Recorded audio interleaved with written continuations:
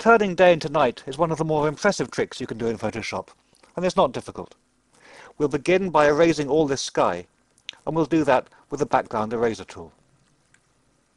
Set it to sample once, and brush out all the colour that appears in the sky here. It can take a little while to do this accurately, so here's a selection that I made earlier. With all the sky removed, we can now put a new sky in there. And here's one that fits the bill well. Now we need to darken the buildings. We'll do this using an adjustment layer. Rather than simply choosing the adjustment layer from the pop-up menu in the Layers palette, hold Option or Alt first to bring up this dialog. Now we can say, use previous layer to create clipping mask. This will create a curves adjustment layer that only applies to the layer directly beneath it. We can now darken all these buildings by dragging the curve down. It looks a bit muddy, so let's switch to the blue channel and increase the blue slightly. And let's also take out a little red and a little green.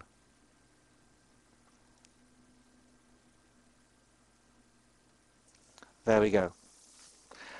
That's not looking too bad, but we can see that the building on the right here is far too bright. So let's select that with the lasso tool. It's easy to do because the boundary between this building and the one next to it is almost entirely composed of straight lines. Now, let's add a new curves adjustment. We'll put it behind this one. This time, because the one above it is already using this as a clipping layer, we don't need to hold Option or Alt. However, when we bring up the dialog, we can see that our selection now appears as the white area of the layer mask that goes with this adjustment layer, meaning it'll only apply to this area. Once again, we can darken this down. This time, we need to take out some of the red and some of the green. A little more red here. And now it matches the buildings around it quite well. Now for the windows. Hold Option or Alt as you select windows from corner to corner. Don't worry about the railings, we can include those. Then hold the Shift key to add to the selection. Once you've clicked, don't release the mouse button but release the Shift key, and now add Option or Alt again to draw straight lines between click points. Again, this can take a while to get right, so here's a selection of windows that I made earlier. I'm going to copy those with Command-C, Control-C, go to the top, and then paste that copy in place. And there are our windows. They're above the curved adjustment layers, so they're as bright as they were in the original. Let's make them even brighter. Hold Option or Alt again as you choose Curves from the adjustment layer dialog. And again, use the previous layer to make a clipping mask.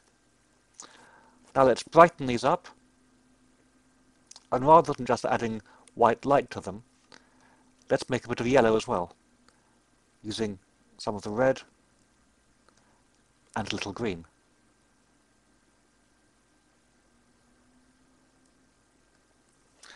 And there are our lit up windows.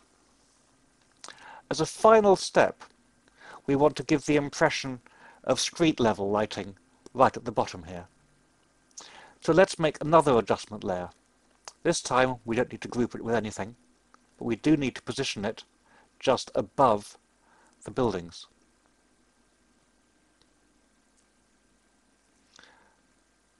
We'll brighten this up here. We'll add a bit of red and a bit of green And there it is. Now you can see that each adjustment layer comes with a layer mask. So let's switch to the gradient tool, set to black to white, start at the bottom here, and drag this down. This will add a gradient mask which will hide the effect of our street level light on the buildings above. If we want it a bit lower, we can drag that mask down. And there is our nighttime scene complete.